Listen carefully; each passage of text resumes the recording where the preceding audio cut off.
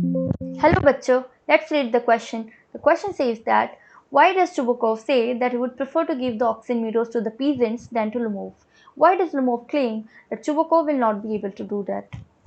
Chubukov ऐसा क्यों कहता है कि मैं ऑक्सन मीडोज किसानों को दे दूंगा, फार्मर्स को दे दूंगा, तुम्हें तो बिल्कुल नहीं दूंगा, किसको? लुमोव को। पीजेंट्स का मतलब होता है जो किसान होते हैं, फार्मर्स होते हैं। और लुमोव ये क्यों दावा करता है कि चुबुकोव ऐसा कुछ भी नहीं कर पाएगा? Let's understand the key concept. Lomov and Chubukov against each other.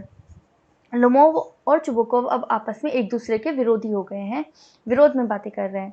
Chubukov claims that he doesn't want anything of Lomov's but doesn't intend to give up what is his. Chubukov ये कहता है कि मुझे लोमोव का कुछ भी नहीं चाहिए, लेकिन जो मेरा है मैं वो भी नहीं छोड़ूंगा। So if Lomov proposed to go on arguing about the ownership of ox and meadows, he would give up the meadows to the peasants than to him.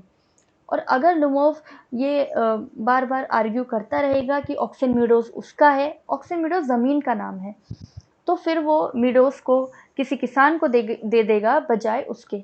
Lumov claims that Chubukov would not be able to do this because he does not have the right to give away somebody else's property. Lumov ये कहता है कि Chubukov ऐसा बिल्कुल भी नहीं कर पाएगा क्योंकि उसके पास ये अधिकार ही नहीं है किसी और की प्रॉपर्टी को गिव अवे कर देना, दे देना। Hope you understood the question well. Best of luck. Thank you so much.